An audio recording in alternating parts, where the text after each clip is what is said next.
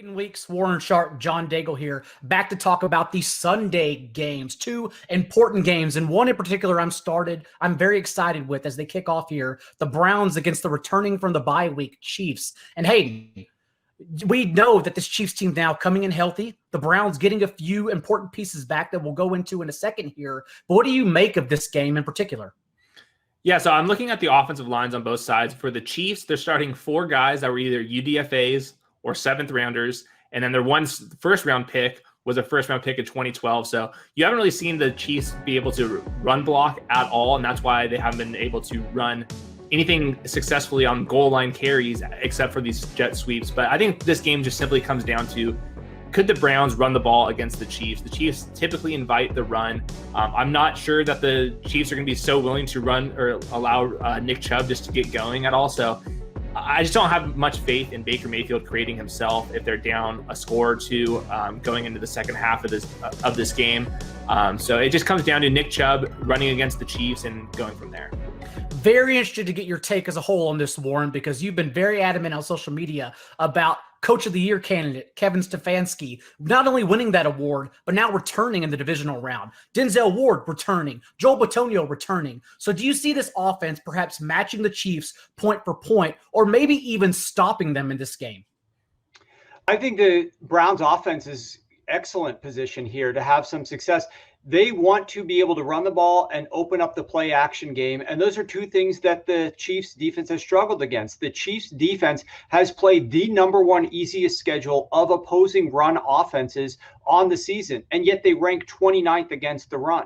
So I think that the Browns are going to have success running here from very diverse personnel grouping packages. They've got various different backs. They run very diversely against this Chiefs defense, and I think they're going to have success, and that's going to open up further the play action game. And the Chiefs struggle against the play action game as well, especially of late down the stretch. To me, there is very little difference from, it's almost the Spider-Man meme, from the Browns 2020 offense to the Titans 2019 offense that played the Chiefs in the postseason. And we saw a ton of points and a ton of production offensively from that Tennessee Titans offense. We also saw a lot of production from the Las Vegas Raiders when they played the Kansas City Chiefs in both games. I think the strategy here is going to be to come out and score with the Kansas City Chiefs. The reason I say that is the Kansas City Chiefs have had now 3 weeks off more or less because they didn't play their guys in week 17. Then they had a week 18 bye. It's been a little while since this Chiefs offense has played. Meanwhile, the Cleveland Browns have had to win games down the stretch. They've had to win game last week in Pittsburgh. And now they're in a position where like their offense is rolling and their offense is on fire right now. They get Kevin Stefanski back. There should be no reason to say, let's slow things down and play keep away and just slowly work the ball down the field against these Kansas City Chiefs. I would be trying to put up points against the Kansas City Chiefs and force them to come out of their slumber, Kansas City slumber, and try to score against us. Now, I think that will be possible because the Cleveland Browns defense has been terrible. They've played one of the easier schedules of opposing passing offenses, and they have one of the worst pass defenses. So even though they get some corners back, I still see Patrick Mahomes and company having some success here offensively. But I think the strategy, which is very important, strategy from the potential Coach of the Year candidate and Kevin Stefanski, should be to attack aggressively and don't worry about what to do offensively and scaling things back. Just worry about ending every single drive with a touchdown. I certainly like them to hang around with the Chiefs, that they are as aggressive as they were after Tomlin's non-aggressive, cowardly punt with the Browns up 35-23. The Browns get the ball back at that moment and pass on 5 of their 6 next plays, including that big 40-yard touchdown screen to Nick Chubb. Just overall aggressiveness. And that's what they have to do in this game to hang around. They can't think they're going to stop the Chiefs, especially because their secondary was poor even with Denzel Ward. They are going to have to match point for point, and I think both sides will have success here. And of course, you can get an edge on betting whether this game sticks around at 10, perhaps goes to 10.5, 11 throughout the week with our Edge Plus Max subscription to unlock access to our exclusive Edge Finder, the top trends like I talked about, game predictions, prop projections, and so much more, of course, at rotoworld.com/edge. And be wise. Use the promo code PLAYOFF10 to get 10% off any subscription. Moving on to the second NFC game of the weekend. the Buccaneers return to play the Saints, 2 Hall of Fame quarterbacks going on in prime time on Sunday night. Hayden, how do you think the Saints offense fares after a poor first half performance against the Bears, in which they only led 7-3 at the intermission?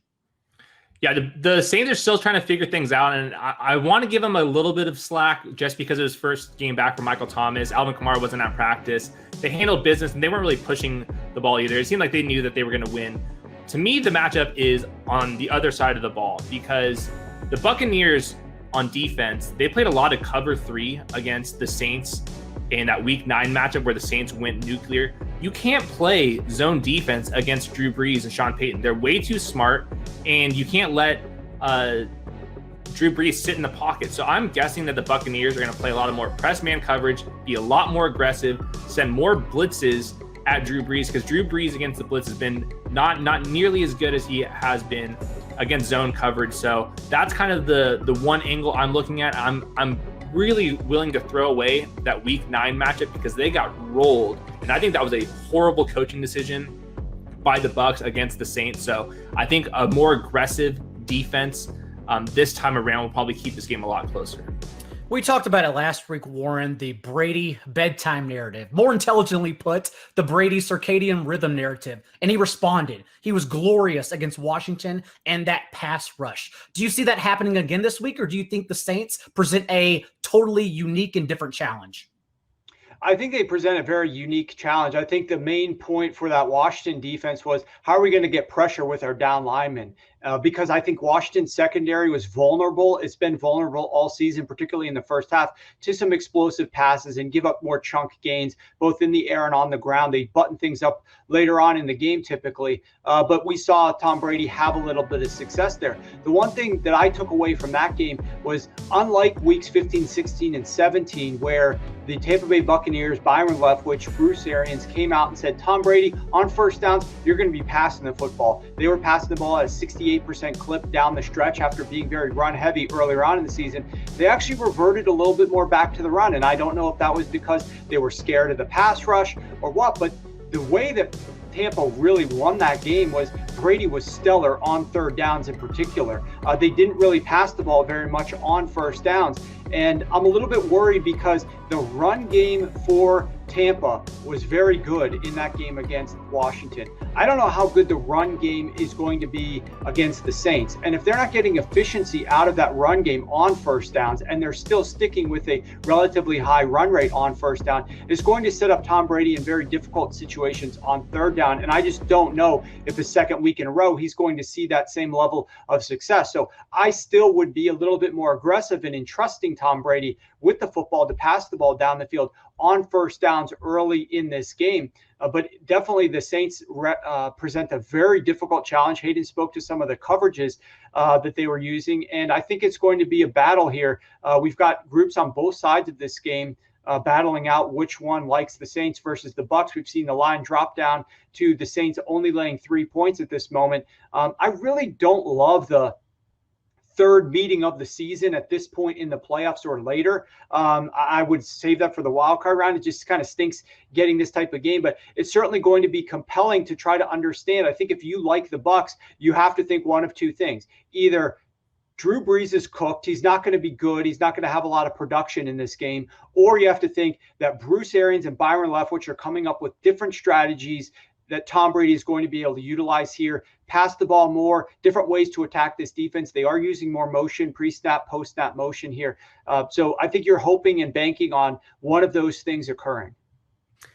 I also think it's interesting that in the second half of the season, the Bucs secondary, although it's portrayed as a daunting one, was just a sieve. 70% completion rate on average allowed to opposing quarterbacks in that stretch, as well as 277 yards a game and 2.1 touchdowns per game. Having said that, we just saw Drew Brees and the Saints offense slow it down in the second half against the Bears. Just 3 possessions. I don't know if anyone noticed that, but just 3 possessions in the second half. And yet what they did was run it down the Bears' throats for 38 plays, 216 yards, and 2 touchdowns on those 3 scores. So perhaps if they slow it down again, maybe it's an incorrect reason that both team totals and the overall total continue to increase. Either way, I'm interested. That is our spin on this Sunday edition of the divisional round. Good luck to everyone out there.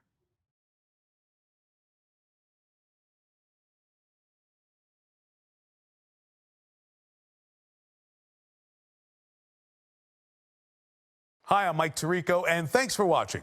Make sure to hit subscribe for the latest news and highlights from NBC Sports.